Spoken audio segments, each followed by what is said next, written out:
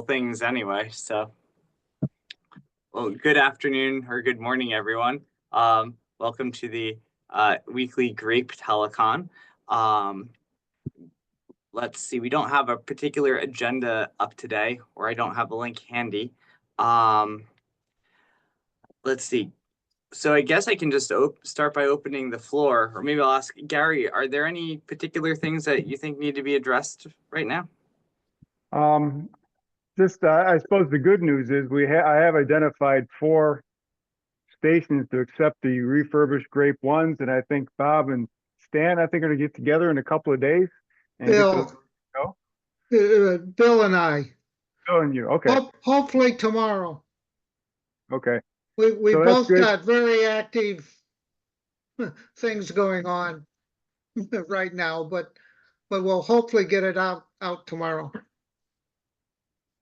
So that'll get the 4 Grape ones out of there, and there's a 5th one, but if you guys are busy, we'll hold off on that one. But I think I've got a taker for the 5th one. So If you got a taker, let us know. But okay, I might have sent it to you. I'll double check. But that's it for me, Nathaniel. Well, you'll also have 2 Grape 2s to deploy. And we need to talk about your prototype one. Yeah, the one for Virginia. Yeah, something at least the lights blink. That's all I need. Blinky lights, a man after my own heart. Yeah. Well, that's marketing, you just got to have blinky lights. That's right. Yeah, blinky lights are very useful. It's actually on the front panel of the Grape. If the green one isn't lit, you're in trouble. So that means something. I'm sorry, Grape 2. Did I say Grape 1? Grape 2. Grape 2. Well, thank you. Thanks, Gary. All right. John, do you want to give any updates? I really don't. I know Bill has been busy with his another side project, and we are moving forward on moving the sampling rate of the Grape 2 to 8192 samples per second from 8,000, which will eliminate the once every 44 second skip. So we'll get the full 86,400 samples per day. Great. So you won't have to be doing any interpolation anymore. Wonderful. That will be the next major push out. I got some information from Dave Witten how to shut down on the Raspbian OS. There's an AVA high daemon that runs and it broadcasts itself on the local network. I know figure out how to shut that down. We'll be pushing that out in one of the updates. It just creates more network traffic. When it just keeps saying, I'm here, I'm here, I'm here. But that's all Raspberries do that. Okay. What else? I think that's about it. If it comes to mind, I'll pop in, but I think that's everything. Bill, do you have anything else? Where'd he go? He was here. Which Bill you talking to? Bill Blackwell, Brain Freeze. Blackwell. Okay, just want to make sure. He may have had to duck out. I got an email. Because he was here at the beginning. I saw him, but he was here, but he's a busy man. Back to you, Nathaniel. All right. Thank you so much, John. Why don't we hear from Bill Engelke? We heard a little bit about your upcoming trip to Madrid. So I guess that means you'll be out next week. Is that right? Right. Yeah. So how are other things going? Well, several things. I am catching up to current on the conversion of spot data for Madrigal. Just I'll start a job and let it run for a few days and then check on it. It doesn't take a whole lot of time. So I've got everything converted up through April of this year, and I've got batch jobs that run for days on end. So I'll be sending Catherine up at MIT that hard drive when I get back from Madrid. That'll have everything 2021, 2, 3, and about half of 2024 we'll be sending that to her. Also now on the importation of historical grape data into the personal space for the station network. I'm working with primarily the Zenodo data.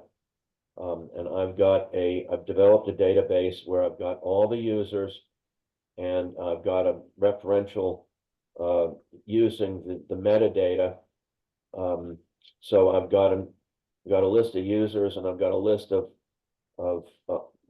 building a list of all the data files that are available, and it's linked to the first list, so I can catch ones that don't match. There are a number of people who use node 0 as their node. So I'm gonna just make a note of those and come back and get those later, because you can't get their metadata out of the file name like you can with the correctly named ones. The metadata is actually in the file. So that's another program. We'll come back and get those later. It's a very, very small percent of the total. Yeah, and node 0 data is intended to be test data, and it should be discarded. So don't waste your time on it, because there's no other information in it. But I think what Bill is saying is that there are people that incorrectly set their node number at some point, and maybe the files are reporting as node 0, even though they are not actually node 0. Well, you have to check the latitude, longitude, and all that stuff, because that node 0 is the default node for a new system. And I, by definition, define node 0 as a test node and not to be used. And that's very clearly spelled out in the setup instructions. Well, you know, John, it would make sense for us to just discard it. And we need to, because there's still people who are apparently still uploading that way. And we need to tell them, look, your data is all going into the bit bucket. Unless they didn't run PSWS setup, which gets the latitude line. I mean, that does set up everything for the metadata. That's exactly what happened. They tried no town USA, and you get 0. You're out in the middle of the Pacific at 000 latitude, longitude. Yeah, don't use it. Actually, that's off the coast of West Africa. But anyway, so my students and I are going to develop something that will build all the user IDs that have data. Not all the user IDs in the node list have actually ever created any data. So we're just going to build user IDs for those that have data, and we'll have something that will import the data, run the trigger, create all the observations. And so that's going to take probably a month or two to do all that, but we're slowly grinding our way towards getting that in place. So there's one other thing, Nathaniel, that I would like you to look into, please. Analysis 2, the home directory is 100% full, so you can't save anything. And I've been working with Alexander Hostetter about this, and he's identified a couple of 1 or 2 users that have saved a fantastic amount of data on the home drive of that machine, when it's actually that kind of bulk data should be on the data/data. That is network. Did he say which? Did he say which users? Yes, I've got an R number. Okay, you have an R number. In fact, well, all right. Let me do this. I will forward this to you. There is one particular offender, R01383368, who has 270 gig of data out of the home directory, and the drive, the server. I bet I know who it is, and I probably have a telecon with him tomorrow. So I thought you were going to say it was you. No, it's not me. But I think this person probably just does not know about the limitations of the home directory. And so I'll forward this email from Alexander, and that sounds great. Deal with it. And there are a few other people who have things in the 4, 5, 6, 7 gig range, but those aren't the problem. And the big offenders, that can happen is you can run into problems trying to move things to the data area, because the privileges on it are very tricky. Weird stuff happens. Oh, you'll move it over and it will have no owner, and all kinds of weird stuff happens. So anyway, one step at a time. So anyway, I've been using analysis 2 as another magical converter, but I've had to quit that because you can't save anything anymore. Okay. So anyway, back to Nick. Okay, thank you. All right, thank you so much, Bill. Let's go hear from Kung. Hello. Do you have any updates for us? Hi. I do. So I'm working on this plotting code, and I worked on some optimization that helps with the efficiency. This code no longer crashes and screaming me that it's not able to allocate memory, which is great. So what I did was instead of reading in all the DRF data all at once, I'm just reading one channel at a time and do the processing. Put that into a plot and then continue on to the next channel. But in addition to that, when I read in a channel, the researcher, they can specify what's the final bandwidth that they want on this data, because they're probably not going to need the entire 8 kilohertz.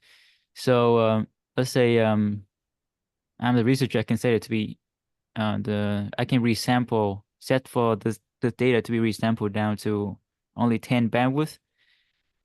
And when the code does that, then it will cache that resulting resample data. So now the subsequent time when the researcher run this code again, they wouldn't be trying to read 10 gigabytes of data every single time. They only read that resample, smaller set of data. So that's really help with the processing time. Yeah, beside that, nothing else from me. Kung and I were able to travel yesterday up to West Point. We were invited by Colonel Diana Laux and Colonel Stephen Hamilton to give a talk up there. So do you want to say anything about that, Kung? Yes, it was an awesome time actually. I heard a lot about how beautiful this area is, and that was indeed the case. It was awesome, especially during the season as well. And the entire facility is actually great. They got great ham shack like you see here. They have great labs as well. And all of these instructors are very inspirational too. Actually, in one of the classes that Colonel Laux was talking about, she was trying to inspire undergraduates into working on researches, and she did a great job on that. And here, yeah, you can see this is the roof where we're looking at the antennas that the ham club have. Oh, I like the mount. Yeah, they're really into their non-penetrating roof mounts. Yeah, because I have to do that for our set now. Yeah, we have the same sort of non-penetrating roof mounts here at Scranton, and everyone seems to like them. I can understand why.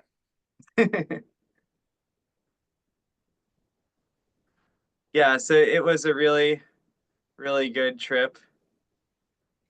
And let's see. Yeah, I had some other photos here that I guess they didn't get uploaded to the album yet, so I'll have to work on getting those uploaded. But the view from their library, from the reading room, was absolutely incredible. I also encouraged Colonel Hamilton, Stephen, to have his cadets participate in the ARRL Collegiate Amateur Radio Program telecons. So he wasn't aware of them. So hopefully we'll see some cadets on those telecons in the future.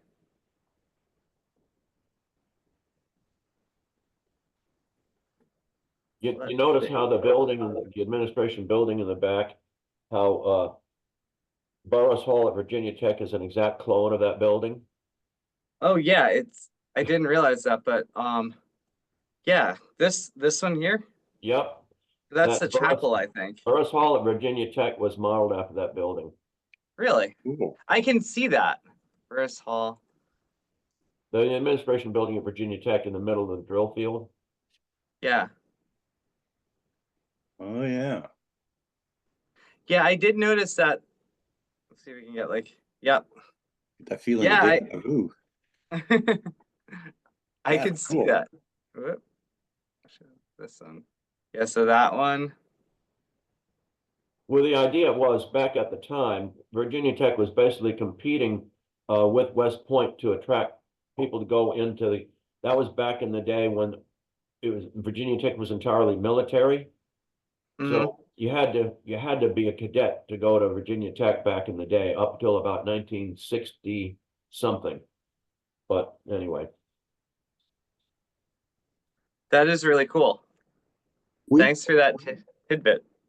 We've had good luck using those non-penetrating roof mounts on several government buildings for putting up antennas for ARES and RACES. Yeah, I could see 2 meters, 70 centimeter. Looks like they got a moon bounce station there, or is that satellite? I guess I know they were trying to do moon bounce. They weren't successful, I think, but they were trying to go for that. Yeah, it takes a lot of power. Yeah. And a big antenna array. Yeah. Well, people have told me that an antenna like the one pictured here is able to do it if you use one of the like there's a particular under WSJT-X, there's a particular very slow FT, can't remember what now. There's one that's designed for moon bounce, and it can handle relatively low power levels. So they say. I want to try this, but it requires an antenna like this and a clear view of the sky, and it's really not something I can really achieve in my current house. So right. The whole name of the game is C5. Receive preamp. Yeah, you need a receive preamp and you got to also switch it in and out and put power to it. So The antenna, the preamp needs to be in the antenna. yes. Well, it also depends on who's at the other end. Yeah, If there's they plenty have of a- big signals. Yeah, if they have a big signal, you can use a pretty small antenna at your end.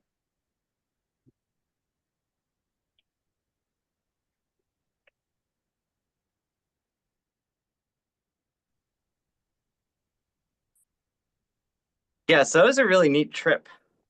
I see Rachel's back. Hi, Rachel. Hey. How are you? Sorry, I'm late. That's okay. Let's see. We were a half hour early in Central Time. I did get in a little while ago, but I didn't want to interrupt. Let me think. Okay. Did you guys talk at all about business? We have I didn't have the link handy to the agenda. So what we just did was we went through and had different people give updates. So far we've heard from Gary McKeaton, we've heard from John Gibbons, we've heard from Bill Engelke, we've heard from Kung. I think that's it. Okay. So you can go ahead and take over. I don't want to be too redundant. Because I imagine that we talked already about. We probably want to hear an update from David Kasdan about adventures in South America. Yes. Correct. That me? Did you say me? Yes. Well, for those who don't know, there was another eclipse last week. It was an annular solar eclipse. Most of it was along the South Pacific. It made landfall the southern tip of South America in Patagonia, went across Chile and Argentina, made another landfall in Falkland Islands, and then fizzled out mostly past that. We realized a couple of months ago that in much the same way the April eclipse aligned with CHU in Ottawa, this eclipse aligned with WWVH. And on fairly short notice, we managed to equip a husband-wife amateur radio team in Falkland Islands with our data collection equipment. And we also managed to airmail our graduate student, Maris Usis, to the middle of nowhere in Chilean Patagonia. And he flew from Cleveland to New York, from New York to Santiago de Chile, from there to the next southern city that was the closest one to Tortel, Chile, with an airport.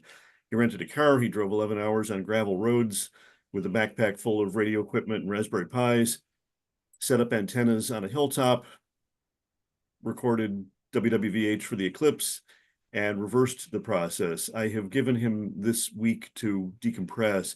We'll talk about it next week, and I recommend that this program have him on for a travel log. I gather his immediate look at the data looked very good. It was interesting seeing the week ahead check from our volunteers in Falkland Islands. They had really good, clear time of flight distinction between WWV and WWVH. There were some abrupt shifts. These are over huge distances. So my guess is there was snapping between bounce modes, and that worked out. The eclipse, like the April, the eclipse last week, like the April eclipse, happened to be on a solar weather and geomagnetic storm calm day. So we have high potential for good data here. That's my story.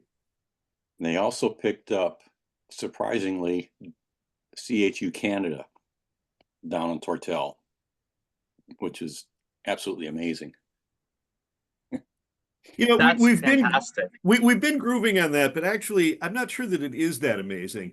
It's closer than WWV and WWVH. The power level isn't that much different. The frequencies are all in the same range. So, I mean, it's interesting that we got such a clear transequatorial path for CHU. Usually don't get to see that, but yeah, it's not so fantastically amazing.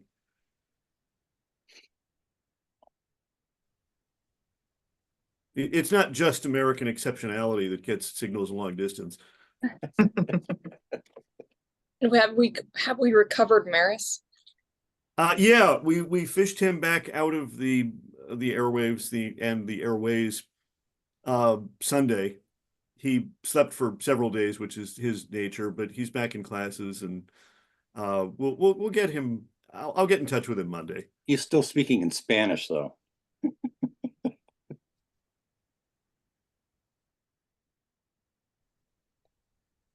Oh, another random data point. We are now 6 months in for the Grape 2, and the 4 terabyte drives are about half full.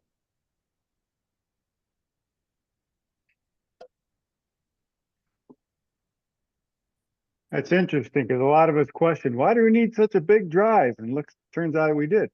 Yep. Yeah, the math really works. But don't tell Rachel that. She'll get very cocky. Pretty straight to my head. Let's see.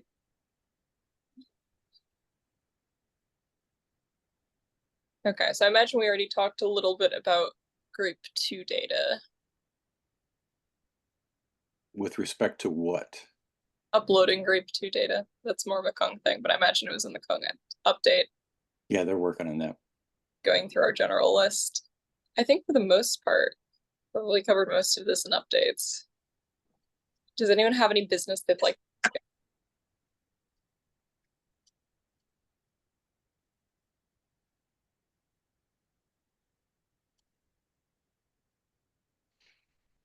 Okay. Group 1.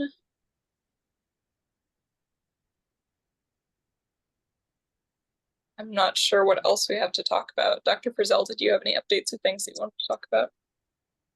I don't think anything in particular. You know, we've got a lot of balls in the air with getting ready for AGU. I think getting ready to do. Yeah, nothing in particular at the moment. Let's see if Rob has any updates. Okay. I have you, Majid sent me your RX 888, which I've just plugged in. So I'm going to diagnose that.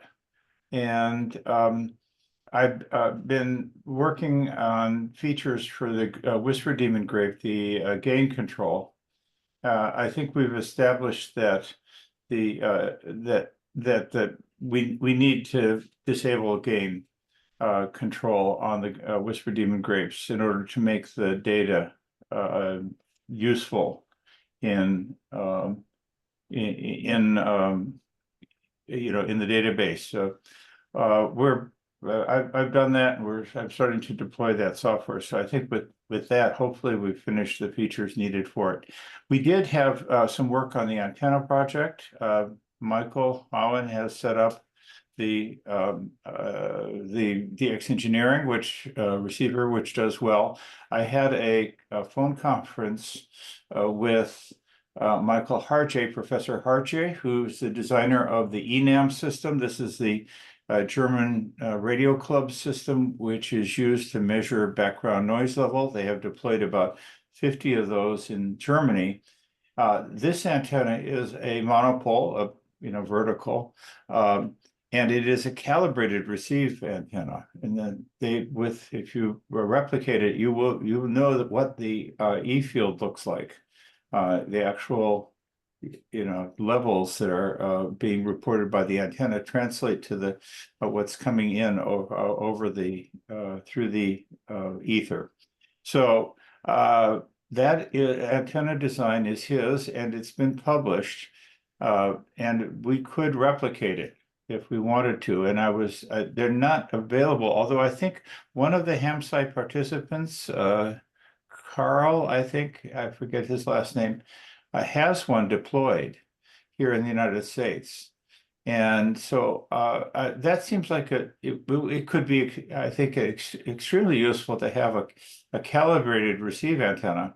That's something we've never had in the Whisper Demon world.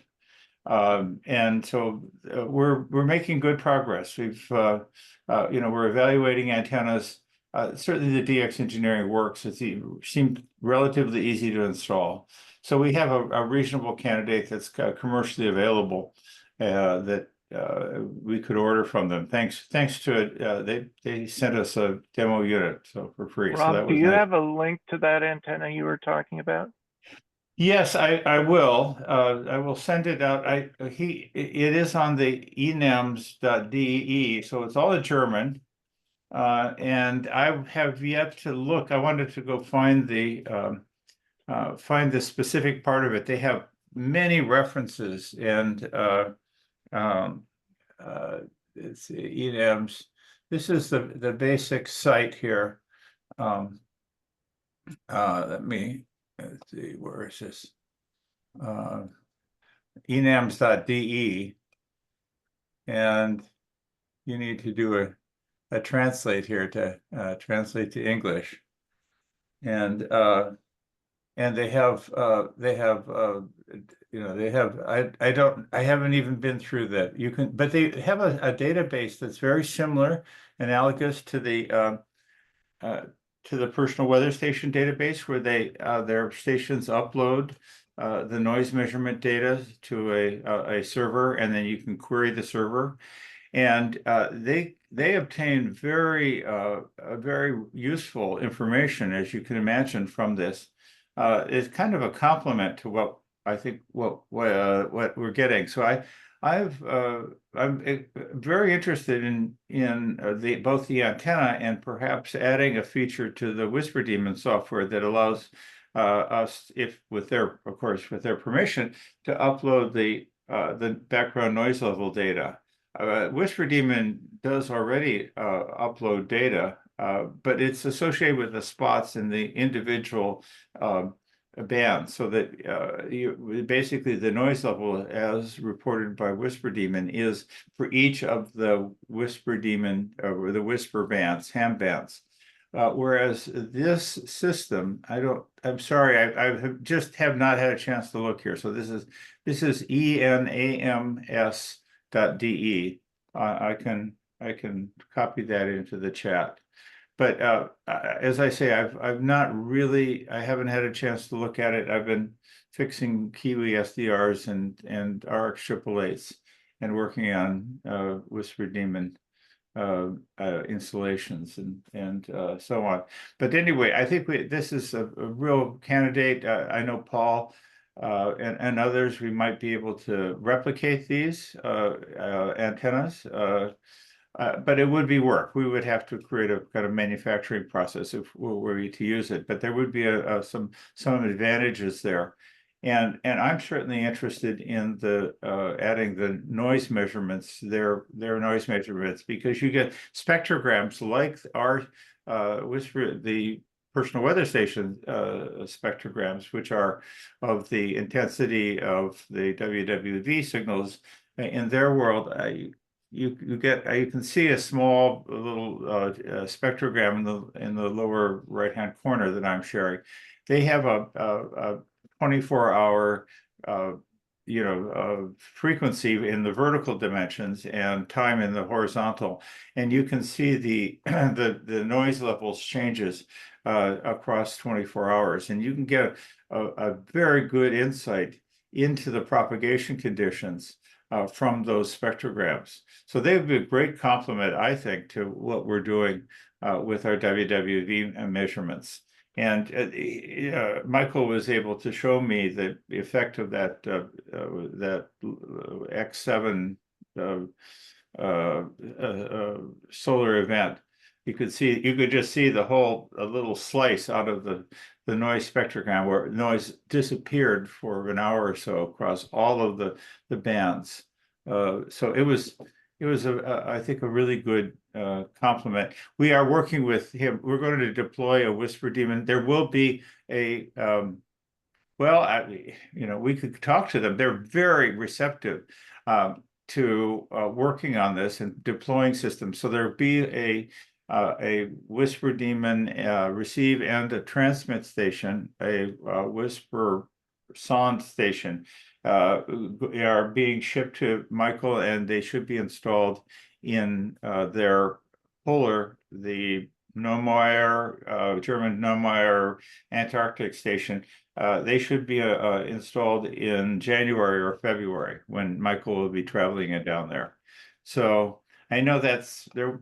I don't know about magnetometer data and so on, but they have really extraordinary receive site, extraordinarily quiet receive site. So if we could think of if there are useful measurements that could be made down there, they're certainly open to it. But they already have the received antennas, so a lot of the difficulties that we've had down up at Ellesmere Island, I don't think we'll have it with this German station. So anyway, that's one of my activities that I've been working on that I think might be relevant to the group. So let me stop Rob, sharing. that's a really nice report. Thank you. I think, yeah, I think it's really great that you're starting to work with that German team, and it's nice that they have the station down in Antarctica. And I think we should continue to try to develop good relations with them because, you know, we are supposed to be putting down stuff at the US stations down in Antarctica as well. And if we can, you know, coordinate our efforts, we can dramatically increase, hopefully, the quality and quantity and usability of the data from Antarctica. And we should really start trying to think of some good science applications for this. That's really nice. Well, it was a side effect of Paul and WB6CXE and I Michael organizes the SDR Academy program at the Friedrichshafen ham show every June. So that's how I met Michael through by when I gave presentations there, and he's very receptive to working with us. And so I'm shipping him equipment, and I think this is, in some respects, I think there's more ham interest down there at the German station. They have hams that are there and transmitting and active, year round.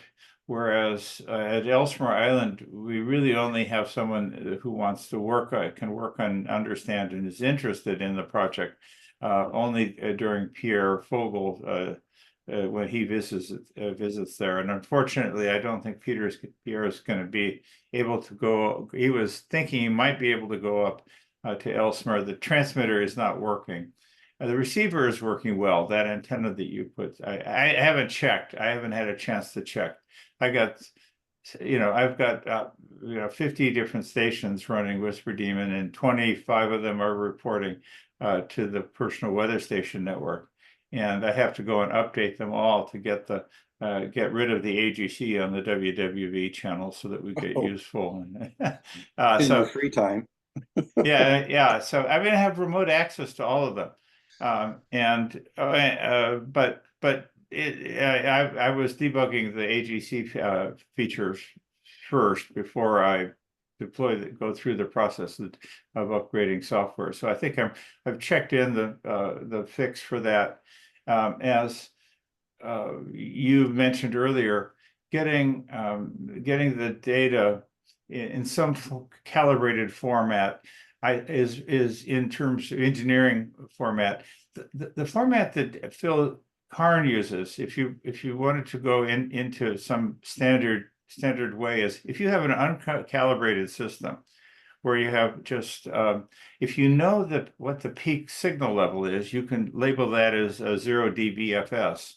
And then you take all of the signal levels in terms of dB relative to that. So your the level reports would be in terms of dB full scale, relative to full scale. So you would have -20, -30, -40, and so on.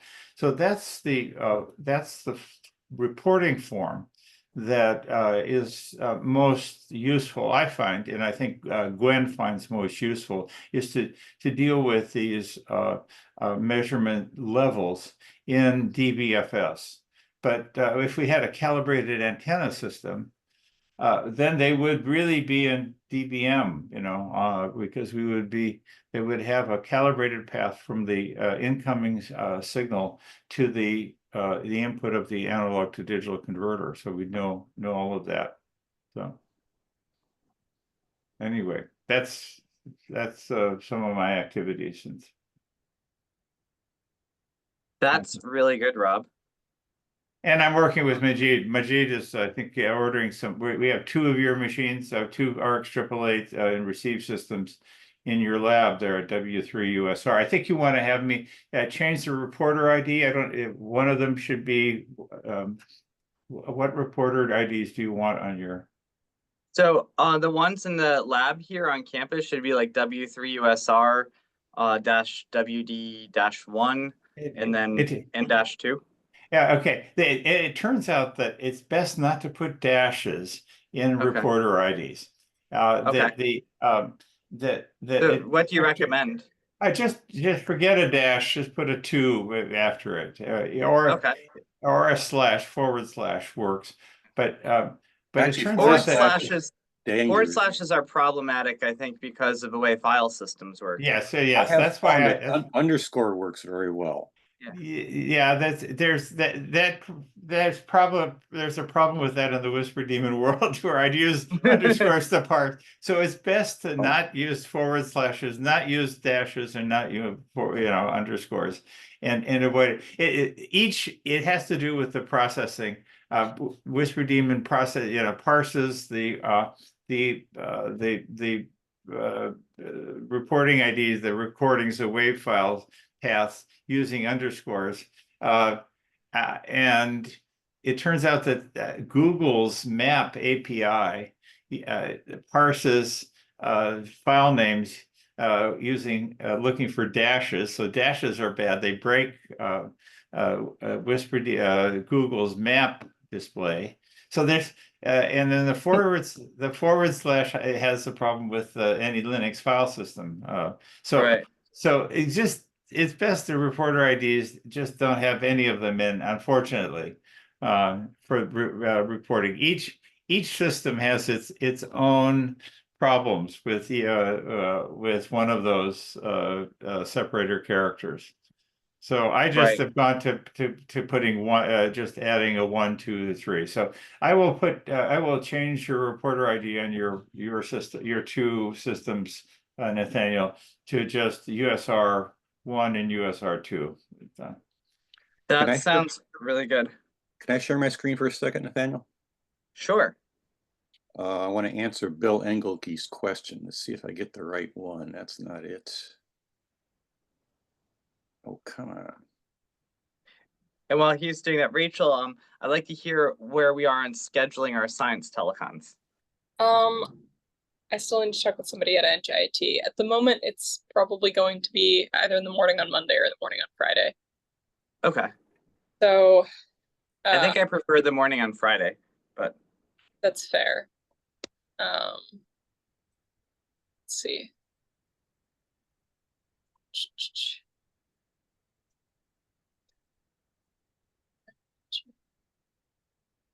I'm gonna send an email right now to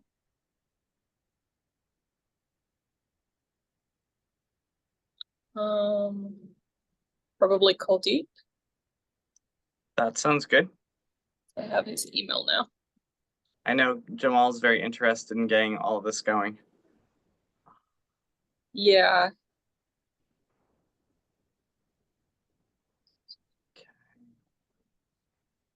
Okay. For Bill Engelke, this is the header file of yesterday's Grape 1 data from my 15 megahertz station, which, as you can see here, come on, here we go, is running very nicely. And to answer your question, the output voltage here is in volts peak. That's direct in volts. So if you took 20 times the log of this, you would have it in dB volts. Actually, And- this is not and the the- question that, these are not the plots that Gwen is looking at. He's Well, I'm looking saying at the raw data that's being sent from the sound card to feeding your input of your data stream is coming in as volts, and it's basically like volts. this is the 58 millivolt signal here peak. Okay, So it's not a random thing. It's actually in direct volts peak. okay, So if you get 1 volt, you should get 0 dB if you're using 1 volt as your reference. So this number here would be a negative, whatever 58 millivolts is in dB. Is that the if full scale input of the sound card would it start to overload at 1 volt of input? I believe it's calibrated to run at 1 volt RMS, which is a standard audio path gain. Yeah. That above that, I think it starts applying compression. Mhm. I've seen it do that, but up to 1 volt or Yeah, 1 volt RMS. do you look through the recordings to look at the peak level? I have you know, not recently, no. Yeah, that's what I do in Whisper Demon is I look at the wave file recordings and SOX. I use SOX to look at a wave file and determine what the peak level is. It will there's an option, command line option to the Linux SOX utility that allows you reports a lot of information about the wave file, including the RMS, the absolute peak value, the RMS peak over 50 millisecond, and the RMS average. And that's that information from SOX is what Whisper Demon uses to determine what AGC settings would be appropriate. Now, in your case, you don't need AGC. I mean, it's not usefully applied. But in the case of Whisper Demon, I can go back and change the gain, the channel gain on the RX 888 Right. based upon the. I look at the last minute, most recent minute, find the RMS peak, and then use that to determine what the gain level should be for the upcoming minute. I guess it's starting because I did this back in 2019, but I seem to remember calibrating in the Grape 1 such that the output would read in volts. Yeah, that'd be great. I mean, it's just as long as you know what it is. Yeah, yeah. And if we could, and if you could display it in dB, Right. then if there's a way to display it in dB, it's far more useful. It's because right now, if you look at the absolute levels from the Whisper Demon grapes, you'll see that based upon the way I've determined that to set the AGC, the AGC tends to end up with sample levels about 1,000 out of the 64,000.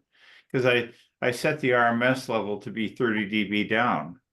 Well, 30 dB down from 64,000, a sample of 64,000, I guess, is someplace in the sample value of 1,000, which of course means that it's very hard to see any level variations in the grape displays. This strip chart spectrogram strip chart display and for a whispered demon grape system right now tends to have a flat line near the bottom of the spectrogram. So it's Yeah, like this point, the 58.733 millivolts works out to minus 24.63 dB volts, which is 20 times the log of that number. Yeah. Because it's not power, it's volts. Is the Grape 1 and 2 have filters in front of them at all? Any Yes, filter? it's bandwidth to 2.4 or 3 kilohertz. I have to look at the schematic again, but yeah, we knock off the low end. Where was it? Boy, getting fuzzy on the details here. Yeah. Well, but the upper you're band if you knock off the AM band, if you have a high pass filter. Well, the input is a resonant LC tank circuit, so it knocks off a lot of everything around. Oh, okay. Well, then you don't. Okay, then you don't have. I don't have to unless you get an AM overload from a close AM station, giving harmonics that just plasters the front end. Yeah. Which I do have issues with here, but the output voltage in the data plots is given as direct volts peak. Oh, so I think that should help Bill figure out what he needs to do. Yeah. I'm still. If you take 20 times the log of that number, it gives you dB volts. Okay, here's the thing. This is not what we're looking. This is not what Gwyn is looking at. Okay. He's not using the FL Digi data in any way. He's looking at the spectrum data where we take the sound card, and then you go through a Hilbert filter and you multiply it times a carrier and various things, and you end up with DRF. It's actually a reproduction of the signal. And I don't know if that corresponds directly to what we're looking for. It might, but I couldn't attest that it does. So basically what we need to do is put like a calibrated 1 volt peak signal into the DRF and see what it reports. Exactly. That would help us to know, or maybe 1 or 2 different levels, maybe a half a volt and a volt. So I can take my station down and play with that. Other than the plot, where is the number showing up that I can give you a number? It doesn't. Oh, okay. The thing to do would be if you have a Grape 1 DRF station, would be to actually build a DRF file and send it to me. Yeah, I don't have that. So we need to get somebody who has a Grape 1 DRF station and a calibrated signal generator that can create some DRF files that show so we need to see the actual numbers coming out of the output of the system for a given input. That's what we need. Because ideally you'd want to inject the audio input of the DAC card or A to D card into the system. So you eliminate the variable gain of the grapes, so you actually have a calibrated number coming into the system for that sound card. But you say there's variable gain? What's that? You said there's variable gain? Well, it's just system to system with parts differences. The gain is not, to 4 decimal places the same on every grape. Okay. Well, but there's a it's variability pretty there just due to part. They're close, but they're not exact. But if you inject a known voltage input into the USB audio card and then see what you're getting through your processing chain, I think that's really what you're after. Yes. and we could, if there's some uncertainty in that due to variation in part tolerances, we could give them error bars or something, but Yeah, they're all the things are nominal for the gains, but that's just the nature of the beast. yeah, so. Even the sound cards are going to be different. You really get down to it. Right. We need to find somebody who has a Grape 1 DRS station and a calibrated signal generator and ask them to produce us a file with a couple of different signal levels in the DRF data. I could do that. That would be great, Bob. And then if I can 10 get, 10 megacycles, okay? yeah, That's Yeah. that's the DRF system I have here. yes, and then you could just upload it as an observation, like any other observation, and tell me which one it is. Not download it and work with it from there. Okay, I probably won't get to it till the weekend, till over the weekend. Yeah, that's great, Bob. I'm gonna be out of country for the next week anyway, so I Okay, won't work with okay. it until I get back, but do appreciate that Okay. very much. Thank you. Gwen is gonna be happy when he sees that, because he's wanting to see some actual numbers. Now, I don't know what he does with that, because the antenna is a big variable too, and so, but that's for him to decide, I guess. Back to Ned. I think Gwen's going to give a presentation, right, to the group in a couple of weeks, on his data, his analysis techniques for the data from, so it would be helpful for him. Yeah, October 31st, that's what he's planning on a Thursday afternoon ham science call. Yeah.